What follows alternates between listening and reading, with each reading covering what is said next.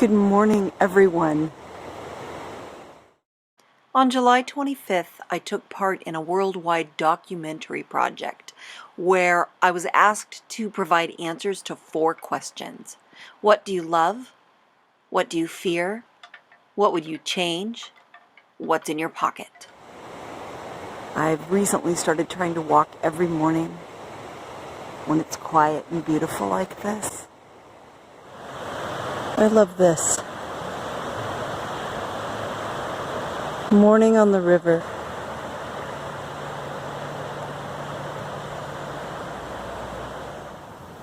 It's super early, but you still have to watch for bikes. They go fast.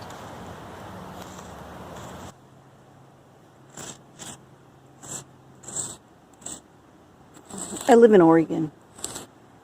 And with all the scary stuff that's happening up in Portland right now, I've got to do what little I can.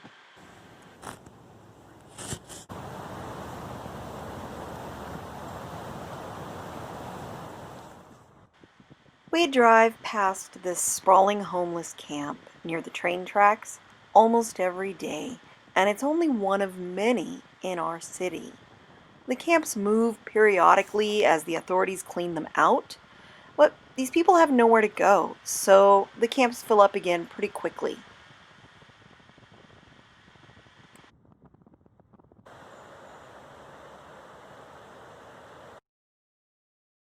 Every summer, we participate in a large international art festival with a team of others from all over the world, and I decided to ask some of my teammates these questions. I would like to see a whole lot of compassionate empathy. If our default setting was always empathy, there'd be a lot less, take longer to get to anger and fear if you always began with empathy. But maybe that sense of curiosity I was talking about, if you always were interested in the people and the situation and you wanted to know more about what am I looking at here, why is this happening, if that was a good place to start. We all really get how good it feels to help others, but we have a real stigma around asking for help. And we don't give other people the opportunity to feel great about helping us. And I think that goes back to sort of childhood training. And so I think if we made it more acceptable and even graceful to ask people for help, things would be better all around. What would I change?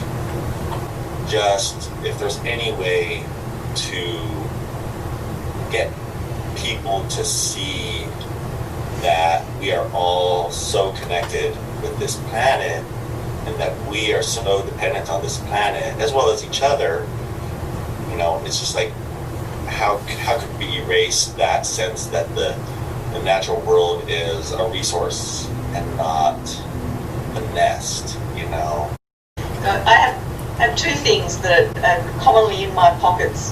The thing that is quite deliberately in my pocket often is this pocket knife, which I bought for myself as a sort of gift when I had a holiday recently where I volunteered. And so it really reminds me of that time and that place. But because everything in my life needs to have at least 2 purposes, it had to be something useful that I was going to use every day. Is that your rule, that everything has to have 2 purposes? Oh yes, and if possible 3. So for example, my chickens lay eggs, but I also give them manure for my garden, and they're also the world's best comedians. In my pocket is that most of my pockets have seeds and things in them, because I'll be eating something and I go, this is really nice, I should see if I can plant one of these, and I'll stick it in my pocket, and I find them all the time. So I almost always have a thumb drive with me for computering, which I'm usually not very far from, a notebook for writing stuff down when the computer's not right, and I almost always have this little flashlight that my honey made for me, which is a little rechargeable, teeny tiny flashlight.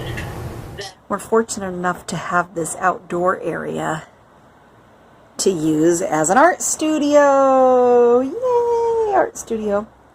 And also in the summer, It's an outdoor kitchen.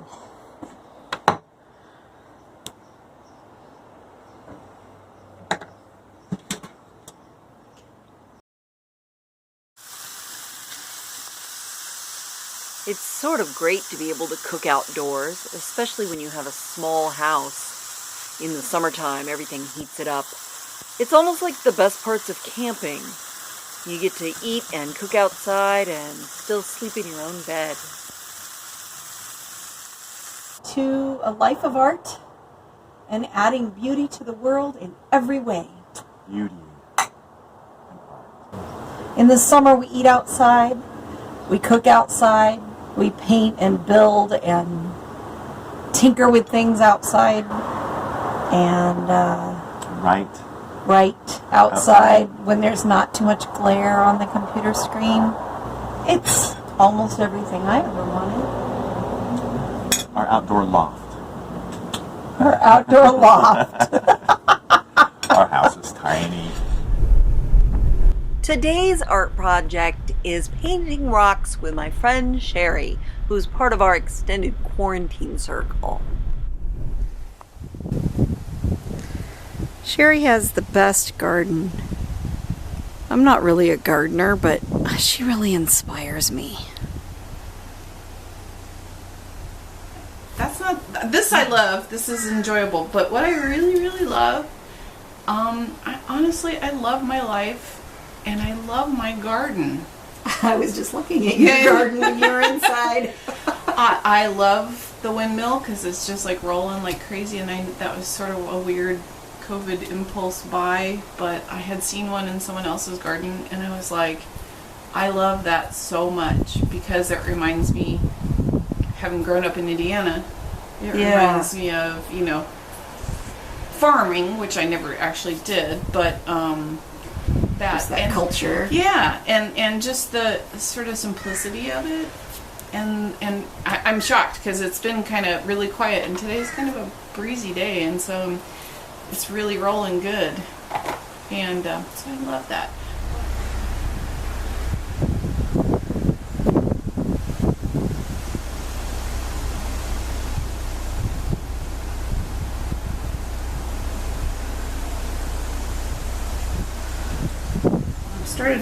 Since COVID, I have started having more ocular migraines. Yeah, those are not my thing. You'd think it'd be kind of cool, and you could, kind of enjoy the weird, trippy lights, but it isn't like that at all. It isn't like that at all. No. It's not fun. You get like the shimmers around everything. Yes. Yeah, I get that, and then it's like you turn your head. We're back home now, and I'm tired. It's been a long day, and it's only about 1 o'clock. I kind of wish that we lived in a society or a culture that believed in siesta, because I know that's my lifestyle. Get up early, do stuff, get it all done. Take a siesta when it gets hot. Sleep for a few hours, go back out, get back at it. I love it. One of my art forms is to make silly, sometimes informative, whimsical videos for YouTube. And this is where I do my editing for a lot of those. I lay here at the foot of my bed. And let's see if I can show you where I'm at. The foot of my bed.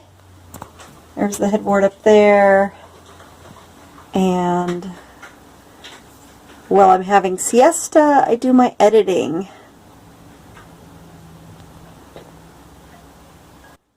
Happy siesta, world! I'll see you soon.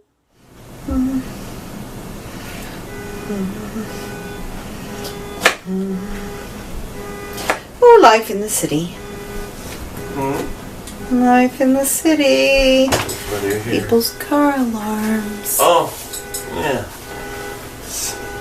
How'd you sleep? Like I needed it. Me too. I just went in there to get some Tupperware and remembered that we have to put away the, we have to hang up the laundry. Okay.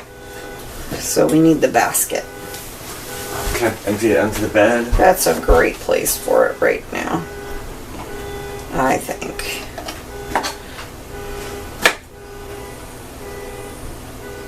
Wow, I wonder how long that's going to go on.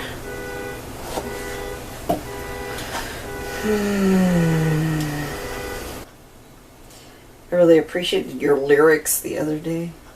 What one? You know you did, you know you did.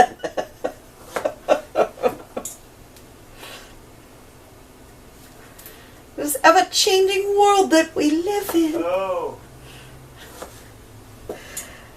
That's actually a song. You know I that know it's a song? song. It's a Paul McCartney song. Yeah, yeah. I'm quite aware. Okay. I just appreciated it. That's all. It started getting stuck in my head.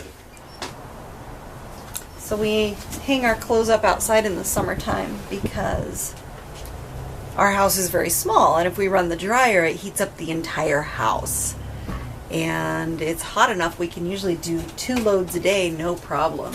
We have a clothesline that goes across up here that is retractable, so it's not in our way the rest of the time. This morning we did a Zoom chat with some of our team around the world that play with us in this international art festival that we do every year. I made this for one of the events. I love it. It's a cardboard cutout for you and your pet. So we stuck Kevin's head in there and the cat through the surfer girl, and it was a fun picture. I like it so much I can't get rid of it. And I don't know what to do with it. Because it brings delight. That's what I want to do. I want to create delight. Heaven knows we really need it. Delight.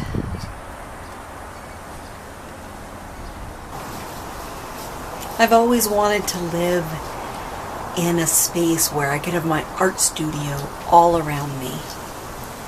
And I feel like we've made that here in this house. I love art, and I love expressing art and living a little bit outside the lines in a way that's different from what people expect.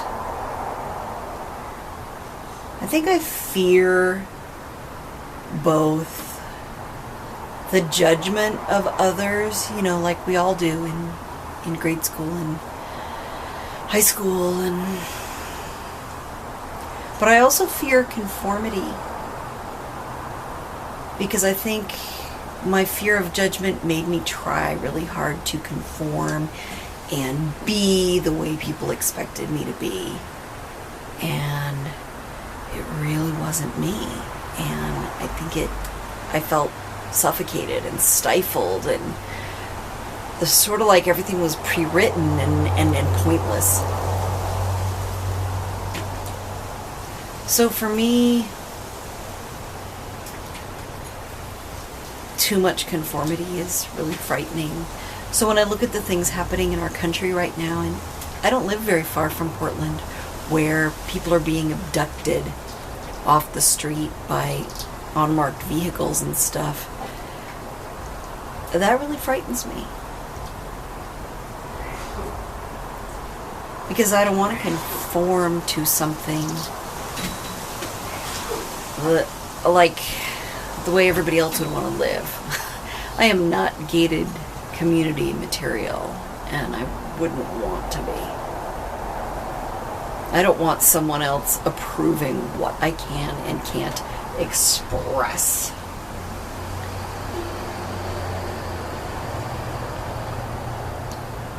What I want to change is probably the way people treat each other, the instant judgment. I want to make more beauty and kindness and tolerance in the world. More celebration.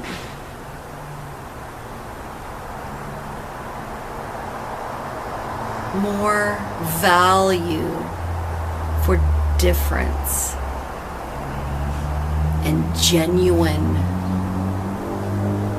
love. I celebrate who I am and how I express as an artist, not someone's mother or someone's daughter or someone's wife or sister or girlfriend. Those are roles that I play, but outside of that, that's not who I am. It's who I am to someone else. So I'm gonna follow my heart and do some wacky stuff and spread love however I can. So, to the world, I say to you, follow your heart and celebrate who you are, not who you are to someone else. What do I have in my pocket right now? Nothing. I have a water bottle.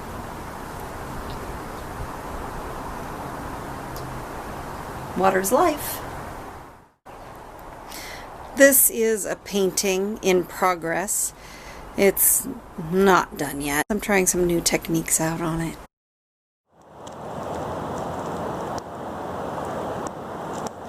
What's in my pocket? My keys.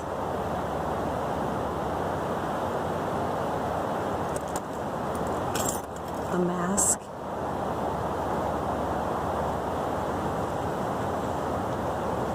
My phone, which I'm recording this on.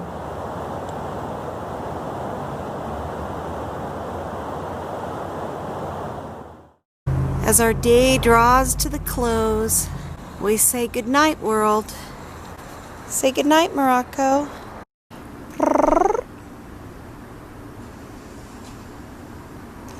Good night, boys.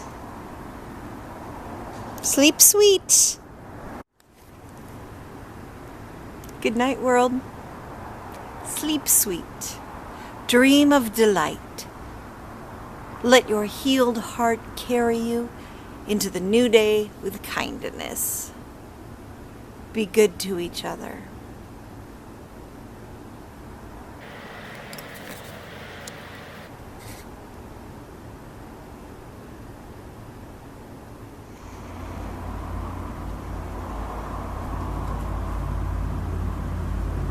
Sleep sweet, world. Dream of delight. And ask yourself, what do you love? What do you fear? What would you change? And what is most often in your pocket?